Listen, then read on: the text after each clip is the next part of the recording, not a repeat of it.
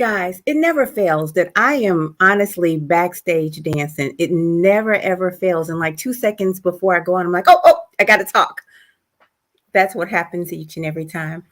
Welcome to another episode of the Coach Love Show. And I'm your host, Coach Love. I have a really neat, young, powerful young man. Let me tell y'all, we were on the phone and, I'm just kind of unpacking his story, finding out his history. And he says something to me. He says, I'm going to make a mark on this world. I'm like, what? Now, I've talked to a lot of people. I've talked to a lot of young people. I've talked to a lot of, business professionals, people who are extraordinary, talk to some giants, people who I can consider to be giants in their field, but no one has ever outright told me I'm going to make a mark on this world. And he didn't just say it like normal. He was like, I'm going to make a mark on this world. He was like, wow. I kind of dig it, but I think I know where he got it from. Hey, Aaron. Hey, how you doing? So I hear you're going to make a mark on this world. Yeah, I most definitely am. If not, I'm going to die trying. So that's how it's going to go for me. Oh, yeah. You know what? So I think that this is my fault, guys, and we're just going to be patient with it. Please be patient with me. I had Aaron turn his camera this way so he would fill it up, but I'm picking up the glare that's in the back, and so I'm going to have him turn it back this way. Be patient with us, guys. Oh, okay. There you go. So I'll live with it. I will live with it. So I'm just going to say thank you, guys. And if his screen is a little, thin, we'll work with it. I know you guys will be patient. So thank you, guys. Anyway, so Aaron, what kind of mark are you planning to leave on this world? Well, I don't know at the moment. I feel like God's going to lead me into that direction. I let God lead me. A lot of people say what they want to do or how they're going to do it, but never think about, like, will God allow me to do this? Will God lead me in this way? Will God lead me in that way? So I just follow God wherever he want me to be. But that's one thing that he promised to me. So that's why I say I'm going to do it. All right. You know what? I'm just going to say maybe you're like King David. We'll find out. We will find out. I agree with you that God will probably lead you. Guys, what you're going to see now is something that happened that was beyond Aaron's control. So just listen to this story with me. Here we go. You pray you never have to look at one of these. This is a brain scan. Notice the main artery here carrying blood throughout the brain. A lot of circulation on this side, but this is the exact same brain. Notice no more circulation on this side. Scary, right? Especially when you understand what you're looking at. But this isn't the result of CTE or a concussion, but from a hit an O'Fallon Panther never saw coming. Aaron Witt Jr. These boys got it. Has a lot on his mind. Hey, you be around me when it's time to say prayer. Normal for a high school senior getting ready to play his last homecoming game. I'm going to get in. But if you know Aaron, I have nothing to say about it. You know this season is anything but normal. What's up, my boy? I feel like the coach is kind of scared of playing me. Caution abound, this O'Fallon linebacker has a relentless spirit stemming from a moment now ingrained in his memory. I was really turning it up on that day. Now I had a headache, and they was like, push through it, you got it? I was like, all right, I got it. It took about a full year for Aaron to really get back to the point to where he is now. Where Aaron is now is a goal worth way more than any touchdown. Instead of a goal line, there was a lifeline. And getting out of the red zone began June 19th, 2017, the first day of summer workouts. Took a step and I fell back on my head. I was like, bang. Oh, crap. And I tried to crawl. Then my arm gave out. That's when I knew something was wrong. Minutes later, Aaron was airlifted to St. Louis Children's Hospital. God, I know this isn't happening to my 15-year-old son. Aaron's father? He brings everybody together. And was in disbelief. We knew if we didn't get the blood clot out, all of that tissue would die. Dr. Kristen Williams was Aaron's doctor. So he had a very large and very severe stroke. An emergency thrombectomy on his 16th birthday saved Aaron's life. The most important thing that I want people to know about Aaron is that he's resilient. Aaron displayed that toughness immediately. His first words post-op, Aaron's gonna be back at football practice. Aaron spent just 10 days in the hospital His recovery has been remarkable. using mind over matter. He was just off of what they call a gait belt, to where they would walk with him, and he took off running, and he turned around and he looked at me and he winked his eye, and I was just like, this dude. After more than a year of rehab, this dude has finally been cleared to play football again. If it take every breath in my body, I'm going to be the greatest. I am going to make it. And now he's not just strong, He's overcome these obstacles really well, and I often tell him he's my hero, you know. Aaron has peace of mind. I want to look on to the future and what I can do to help others. I want to inspire people. To anybody who's watching this, don't believe what everybody say. Be who you want to be. A pediatric stroke is more common than you may think. Nearly 5,000 U.S. children have a stroke each year. Just like strokes in adults, strokes in kids are also unpredictable and usually involve the same symptoms. While head and neck injuries can increase risk, the only ways to help prevent a stroke is to live a healthy lifestyle. No smoking, good diet, staying hydrated. As for Aaron, he hopes to play college football, possibly attending UNLV next fall. So amazing, so amazing. And you know what? I teared up while watching that video. But one thing you made very clear to me, you don't want anybody's pity. At all.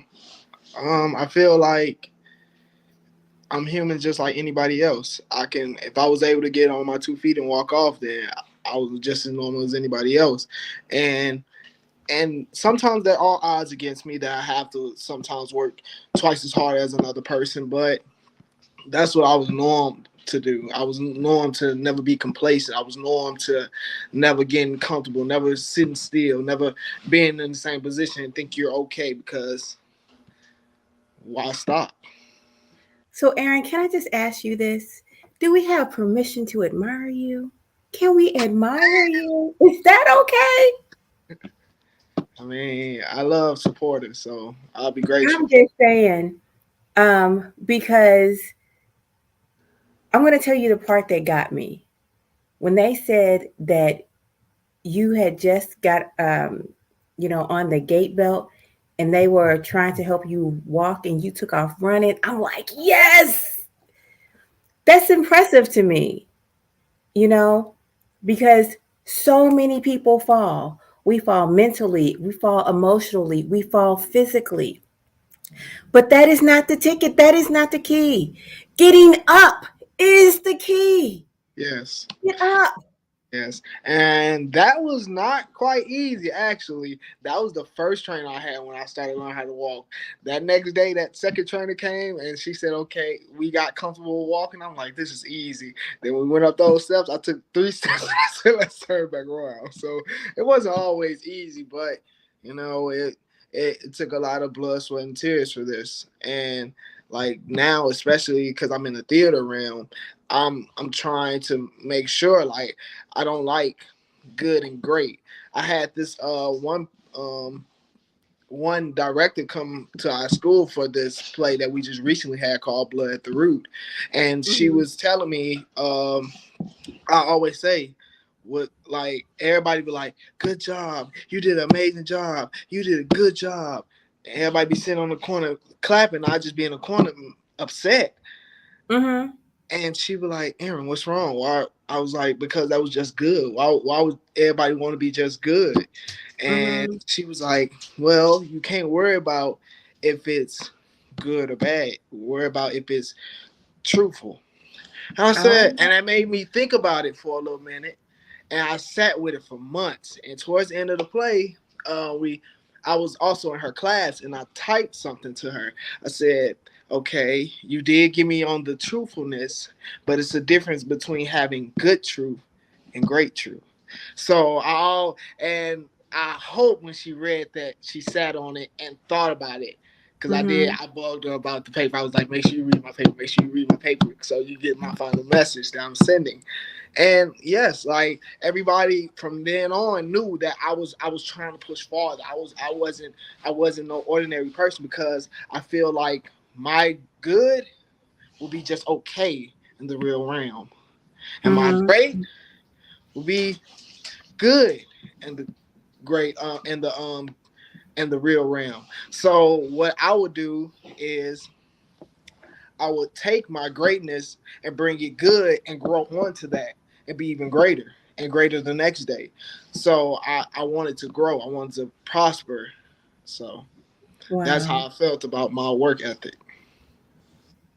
That's amazing. I just want to take time to thank everybody for coming to watch. We appreciate you, you guys, and we got some friends out there that have been following your family, and so I shocking, shocking, shocking, but it's true.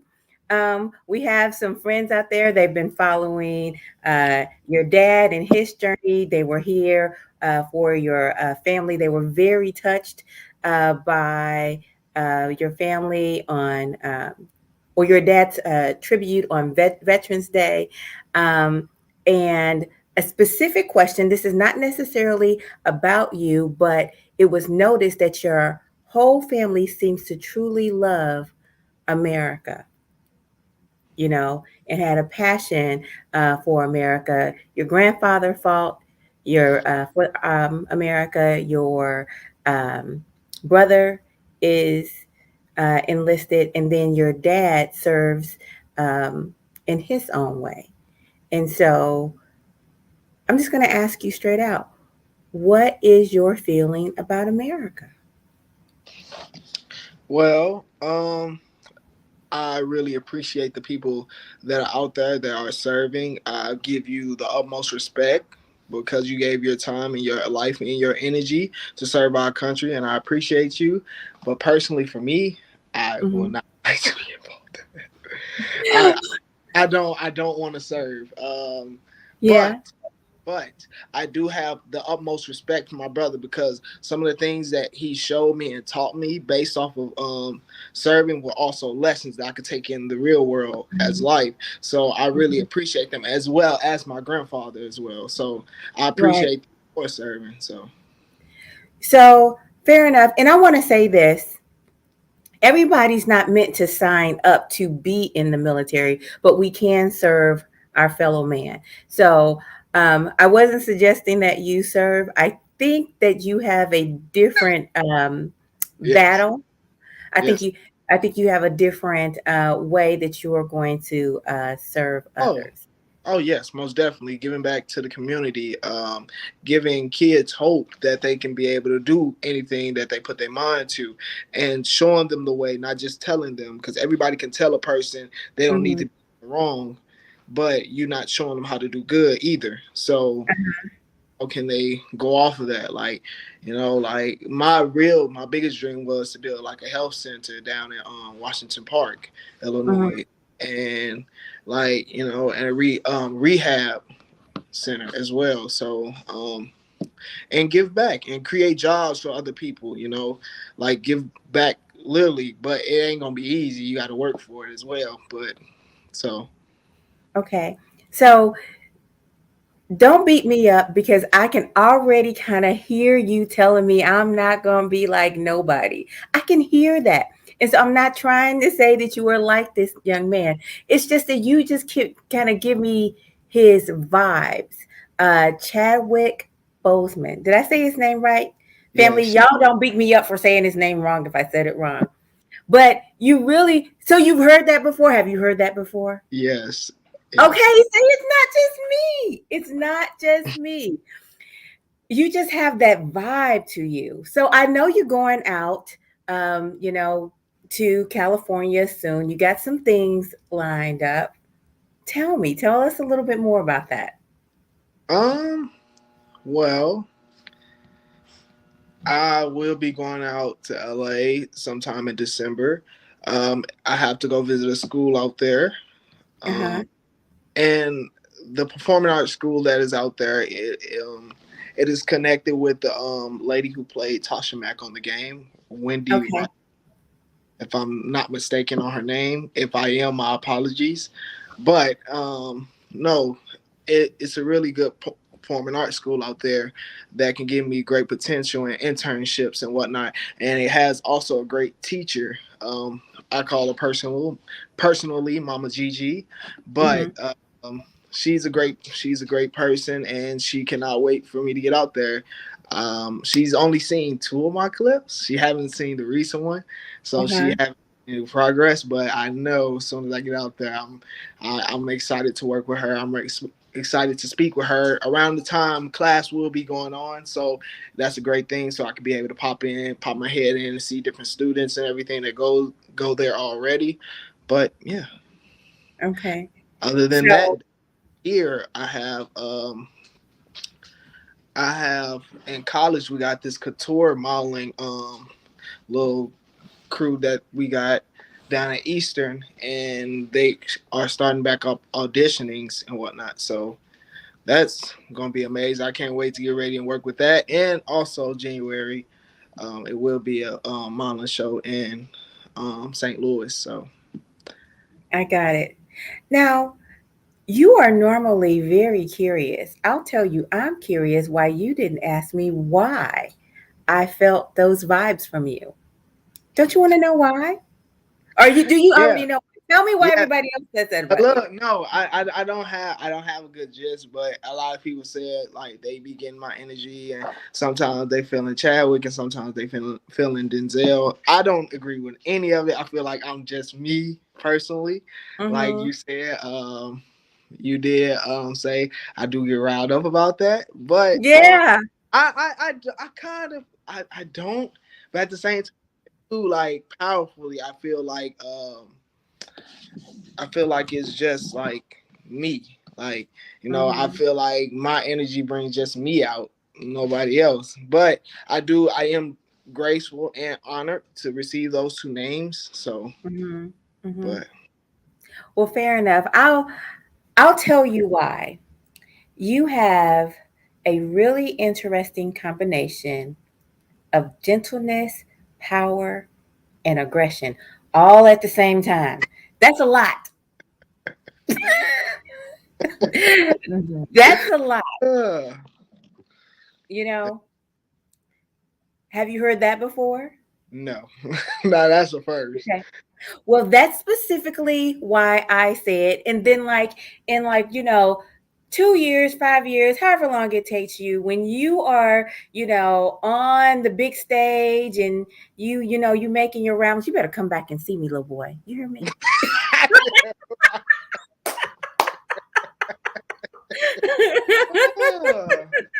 I most definitely will. All right. And then I'll be talking to some other young man and I'll say, you know what? I think you got that Aaron Witt energy. Ah, man. you know, because Nah, I I hope that like I grow on people's lives and like change the world and like have people to like be amazed to like see me. So um but like I'm also just taking everything day by day, just growing gracefully and trying to be greater than what I was yesterday. So Mhm. that is like one of the biggest advice I would give to anybody. Don't worry about other people. Just focus on yourself and grow every day. Be greater than what you was yesterday. And trust me, just trust the plan and trust the process. Everything else will fall into play. And believe in yourself. That's another thing. That's main Yeah. number one, yourself. So, but You want to know something? I like that you said believe in yourself. I'm just going to talk about myself for a minute, just because I've gotten some very specific, weird energy lately. And I had somebody straight up attack me because of my joy. Like they were mad. They were mad because I was happy. Like not play like they were they was getting at me. They was mad because I was happy and unaware. They don't know me very well. Unaware of the great, when I say great, great sacrifices and challenges that I have gone through. And I constantly do my work because it's hard. It is hard when you are going through stuff that you do not have any control over. Um, if your family's sick or if your family is dying, if you're sick, you have losses that you just have no control over. People actually harming you or harming your family members, people coming after you, you know. Um, you don't have any control over these things. And so either you stay miserable or you choose joy. And in my mind, when I was just checking out what this person was doing, I thought, oh my God, I don't even think I want that privilege to be that miserable on purpose. Damn. That's because it's like what are you miserable for? The time that it takes you to get mad and get upset about something, you could have been focusing on something else. That is too much time Yeah. to stay miserable when you could be doing something better. Right. And trust me, we all get emotional and we all get down. I get down. That's not what I'm talking about. I'm talking about to actually bathe in dysfunction and misery and want that, you know. And this person seemed to want that for themselves. And not only did they want it for themselves, they wanted it for me. And because I would not accept it or be in it with them, the hatred was palpable. I was like, wow, that was something. That was mind blowing to me. And I'm sharing this with you because as you widen your scope for people, you will run into some interesting characters. And not that I have to tell this to such a resilient person as yourself, but guard your energy because people want to hurt you, not for any other reason, but because of your energy. They want to hurt you. They want you to be sad. They want you to be miserable. So guard your energy. Always. All right. What kind of wisdom do you have for me? What kind of wisdom do you have for us wonderful people out here? What do you have to tell us? Um, Two things. One thing my mom say, and one thing my dad say. And it says in the bio, my dad, don't be ordinary, be extraordinary. Bam, there you go. And my mom, she told me this when I was like 6, and I remember this, to the day I die. She said, "If I ain't teach you nothing else, son, always take God with you." So Oh, no. yes, Oh, wow. I happen to believe that you always have God with you. Okay. Before we go, give us a little bit of an understanding about this play that you just starred in. um, I wouldn't say I was a star. I was a co-star. But the character who was the main cast, her name in the show was Raylan, and she was amazing to work with. She was very, every time she came in, she brought an energy, very lovable. She had a great bond with the whole cast. She never left anybody out, and I was proud to work with her. And then the character who played DeAndre, the actor who played DeAndre, man, he was actually my mentor. A Mm-hmm. great actor, very intelligent, very smart, knew what to do at all times. Um, and as for me, the play, it was very challenging. I must say, Mm-hmm. going into the character, I questioned it. Why would you summon me this character? I didn't understand the character. After I did the research and everything, they was like he's a biracial kid, and he's very like he's what they consider Oreo. As Mm-hmm. researching, consider him an Oreo or a what they call a coon in some of the research was Mm-hmm. which is a very powerful and strong word to go on. Yeah, it's you know what? When you said that, I was thinking, wow, that's a strong word. Can you explain to us what a coon is? A coon is a form of a black male who is always is like a he's more so like a teacher's pet Mm-hmm. considered to a white male.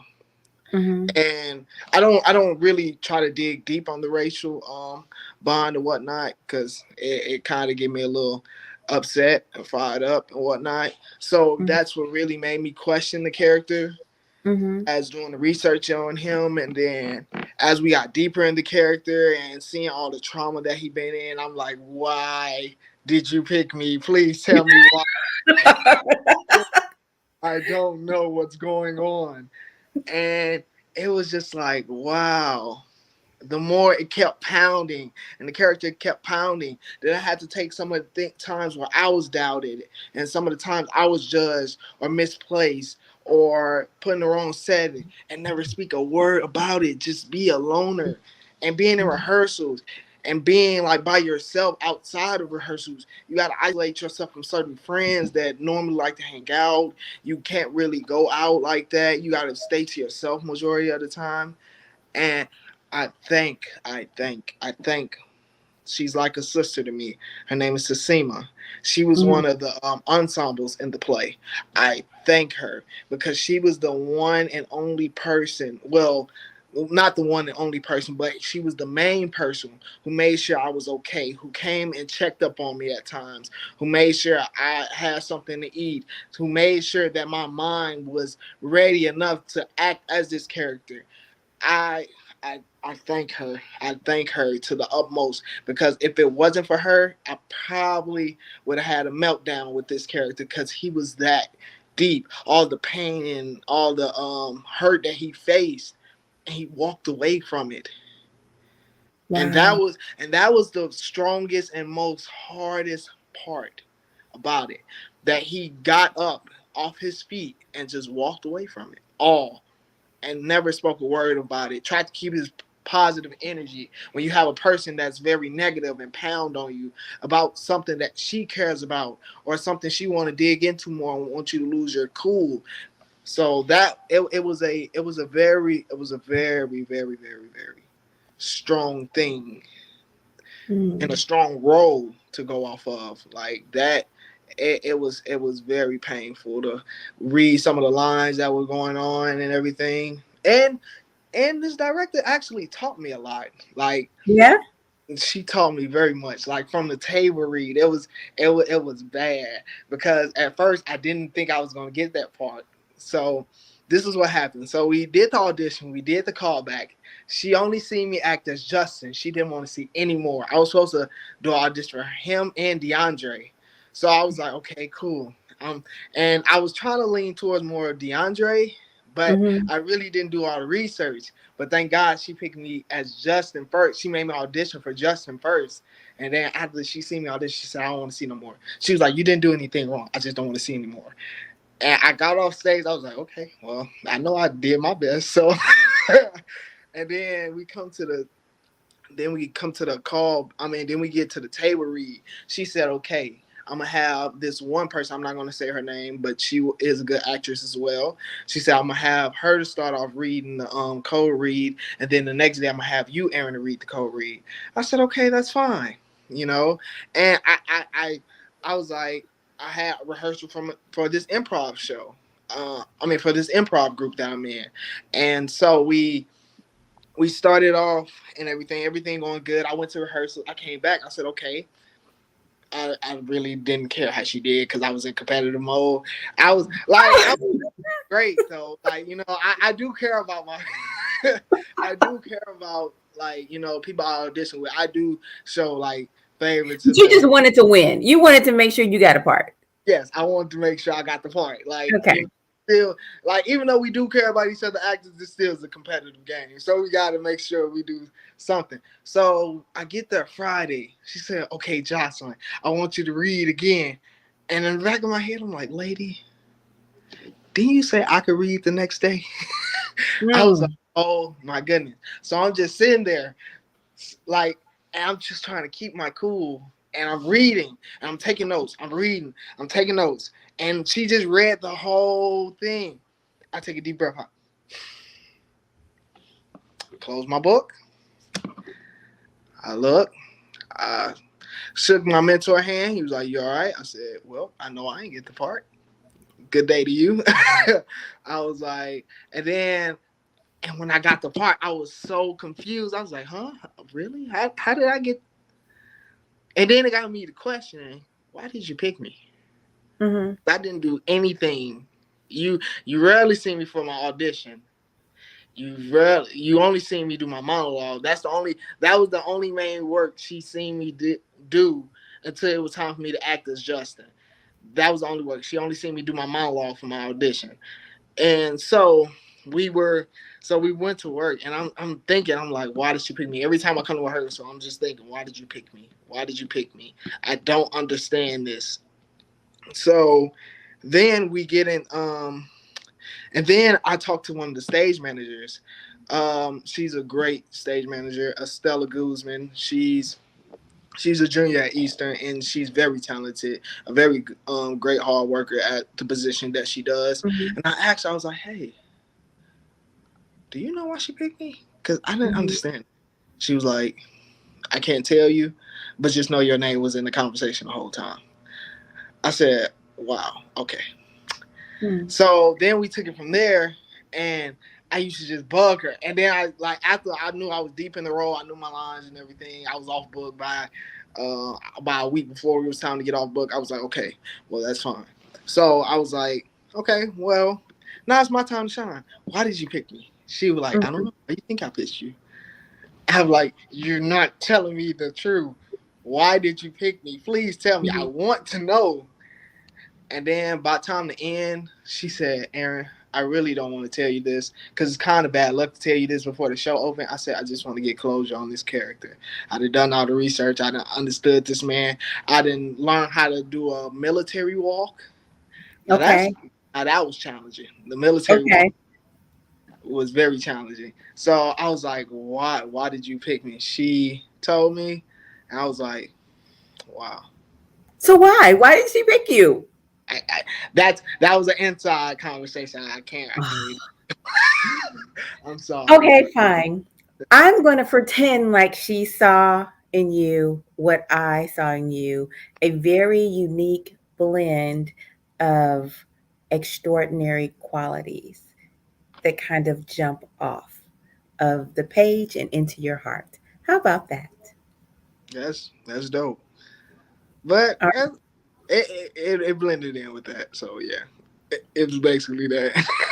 Oh my God! It kind of blended in, but it kind of didn't. So it goes both hand in hand. So I give you an pro's hand with that one. You know what? Okay, all right. You can't do anything but agree with me. Why not? I said good things. Okay. Well, I am going to say it is 100% my pleasure to have you on the show. I'm looking forward to you keeping us abreast of what's going on in your career. You know, hey, when you go on Saturday Night Live, don't forget to give me a shout out. Please. Okay? Do that for me. Give us a shout out, okay? Yes, I will. Thank you for hanging out with us. Thank you for having me.